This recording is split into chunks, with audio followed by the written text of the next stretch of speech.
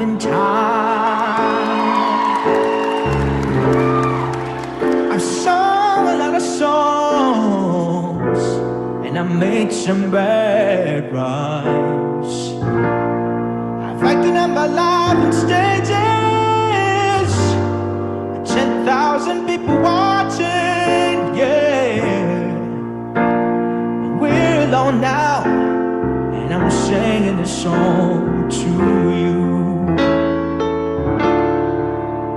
I love you in a place, oh, there's no space or time.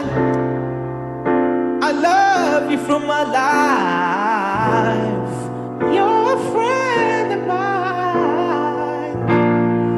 But when my life is over, remember we're together. We're alone now, and I'm singing this song to you.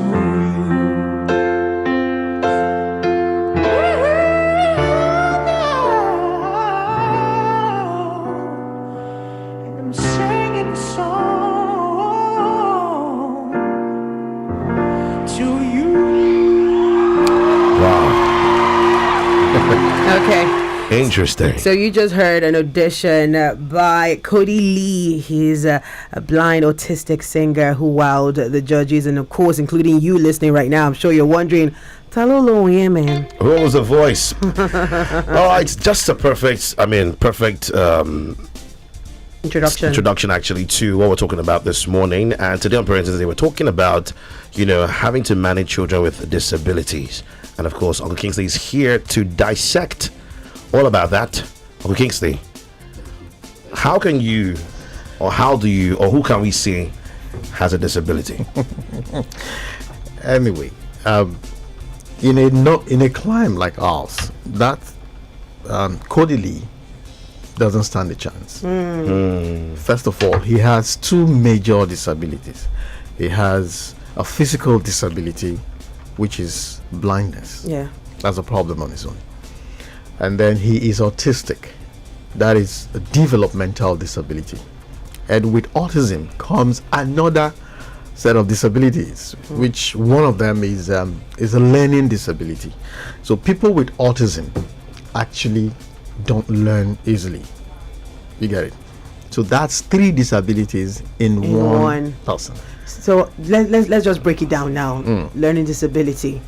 Okay, so learning disability is this disability that makes it difficult for you to learn, like any other quote unquote normal child. Now I'll be using the word normal in parentheses. Yeah. So dyslexia is a learning disability because children with dyslexia have a problem processing words.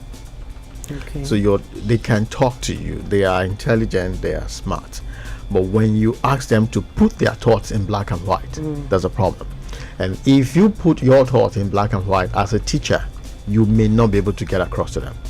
So often you read to them, you talk to them, and when they take their notes is in science, they dawdle a lot. So that's the way they can remember the things you're saying. So they need cues to activate what you've said, And then you also have children who struggle with, who have a disorder known as dyscalculia. That is an anxiety that comes with numbers. No matter how simple the numbers are, once you move from, if I find where X is even complicated, that's just tell them multiply 2 by the numbers. They just shut down. And it's as simple as that, 2 times 2, So that's a learning disability. And then you have developmental disability, which autism is one of them. Autism is a very common one these days. And then you have cerebral palsy. You have so there's so many of them now. But the thing is this: in all of these disabilities, now physical disability has blindness, deafness, and all that. But one thing I need us to go home with today, if this is all we need to go with, is Disability is the incapacity that you can observe. I use the word observe. Now, there are other disabilities that you cannot observe. But in all of this, there are potentials that you cannot see. That is why we are having this conversation, so that you start from the point of view of potential. So this child cannot see, right? What else can this child do? What other abilities does this child have that we can't wish away because he or she cannot see? You get the point? This child cannot hear, this child can't talk, agreed, but this child can do so many things. What are those things? So if we can focus on those things, you realize that the things the child cannot do pays into insignificance. See, I went to a house and the boy that was mopping was blind. I was shocked. How does he mop? His high sensitivity to dust and sand is beyond the ordinary. So yeah, there's this thing that if you're defective in sense, other senses are heightened. That is it. So his heightened ability to feel dust is I want to use the word, is extra human. So the guy mops and everybody will be sitting down. I beg, no disturb me, just say carry your leg up, Joe. Wow. And the guy was mopping a living room and a dining area. Baby, I was shocked. He was done. You know this thing, you know how you mop now. You take the mop, put it in water. Use the water. Yeah. So when he's mopping, he's barefooted. So he knows. Oh boy, You can feel it. he can feel the nooks and of course he's mastered that house, even though he was born blind. And nobody gives a hoot. They just, please give the rate. And you won't guess that this guy is not seeing what he's doing. So what am I trying to say? The part of these children, even if it's cerebral palsy, and cerebral palsy affects cerebral, the mind, and then the motor skills, the movement, the child is having problems moving. But you see, there are different types of cerebral palsy that if you wish that child away, you'll lose. There are children who they have cerebral palsy quite all right. Their motor skills are not so good. You need to help them move around. But they have exceptional talking ability. They speak so well. They are really, really verbal. Now, there are some that are extreme. They can't talk, or they don't talk very well. And some, they have problem with their eyes. But there are other abilities. There's a boy now who is in one of the universities. I think it's Unilag or Bells University. He's an influencer on Instagram. He has cerebral palsy. This guy wrote WAEC. I think he had about 8 A's in his WAEC. Cerebral palsy. And you have people who are cheating in WAEC and they have 2 eyes. Right. They have so-called, their brains are working. This boy wrote the same WAEC, wrote JAMB and blasted.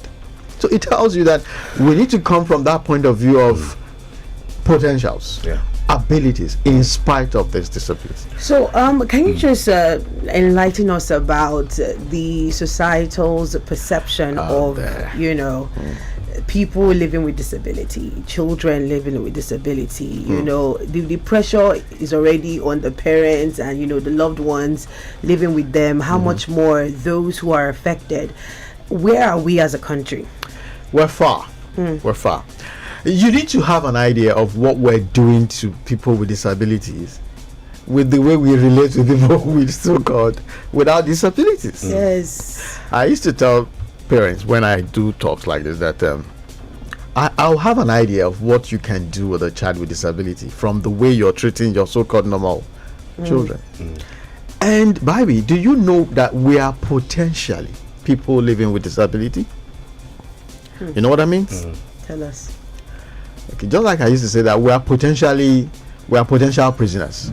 In other words, I can step out of this studio now. You get arrested. Something happens and you get arrested, Potentially. I know children who are living with autism, but they were not born with autism. They fell from the bed And something happened. and injured their brain, and today they're autistic.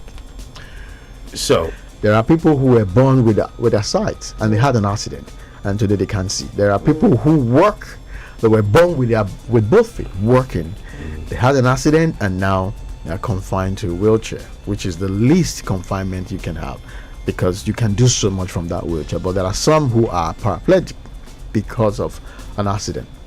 So what does that tell? It tells you that we need to start to deal with each other from that point. There's a story of a lady who she served. It's a video I saw on social media. The girl served in the army, and somehow she was drafted to take care of wounded soldiers. She was also a soldier. She was a combat soldier, and they were losing so many people, and they had to draft some of them into the military unit. And that was a huge eye-opener for her. So after her service, she was going back home. So she told her parents that, I'm now on the wheelchair. In fact, I can't use the toilet. I need to be moved around. But I just want to find out, Mom and Dad, should I come home, or would you rather I go straight to a care home? The mom said, maybe you should just go to a care home. We'll come there and meet you. And she was just testing them. Yes. The guy flew. Wow. And got to the airport. Of course, nobody to welcome her. She headed home, and they saw her. But you told us the guy said, no, I was just trying to know how you would treat me if this was my situation. And the girl sealed it up. but I mean, when we look at our society right now, aside even people's approach and attitude to people with disability, structures now don't even help either. I mean, you go to, I know someone who, there are a lot of jobs, he was qualified for this job, but it's a case of, so how do you get in one? So it's like the building is not even made to suit people with disability compliant buildings. Yes, and it's not there. Workplaces. And even some bosses feel like there will be some kind of, they'll be in a place of pity for this person, so they don't want you to be their staff because, for example, if you do not do your job, burden, they can't fire you. you. Could be a burden one. If you don't do your job, but they cannot really scream at you because they feel like, you're doing too much. That runs, I mean, it resonated with what I said, that you are seeing the disability, you are not seeing the ability. Yes, the potential. I'm going to mention names now. There's a girl called Toby. Toby runs an NGO for children with cerebral palsy. Now, Toby started working at the age of 12. Wow. Yes, she didn't work until 12, and even that work, it was, for the most part, she crawls. Toby went to Benson Idahosa Igbinedion University. She read law there. She has a master's in law in the UK. All of this, she went alone. Cerebral palsy. She's a Nelson Mandela Fellow. She has written 4 books. She's a Sunday school teacher in the Redeemed Christian Church of God. Right now, her both parents are dead. So the only thing Toby can do is drive. She has cerebral palsy, and I just described it. She can't see with one of her eyes. Toby applied for the Nelson Mandela Fellow.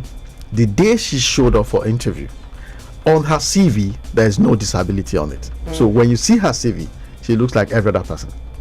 And the next thing, But she needs you to see her beyond her disability. you get it. So when she popped up, the panel were not expecting who was coming in. I mean, you could see all over her the disability. Yeah.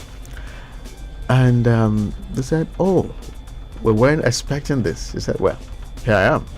She sat down. Boy, she blew them away. Do you know that Toby's application became the template for applying for the Nelson Mandela Fellowship? Interesting. That's to tell you how intelligent this girl is. I mean, she's around, But the parents who raised that girl, starting with her mom, drilled out of her. If the rest are mopping, she's mopping. If the rest are sweeping, she's sweeping. You take turns to do your chores. There's nothing like Toby is. She did her job. And for the parents to send her to a boarding school at the age of 13, she went to a boarding secondary school, finished from there. She went to the university, was on campus. She served in Enugu. She went to law school, Abuja. She went to the UK. This is somebody with cerebral palsy. So my take is, if you run a business, you need to ask yourself, what are you looking for? Is it capacity? Is it competence? Then the person's physical makeup. If your organization is configured in a way that this person can move around, oh, so be it. There are blind broadcasters. All right. There are guys I know who are blind and they are deaf. Have you seen that?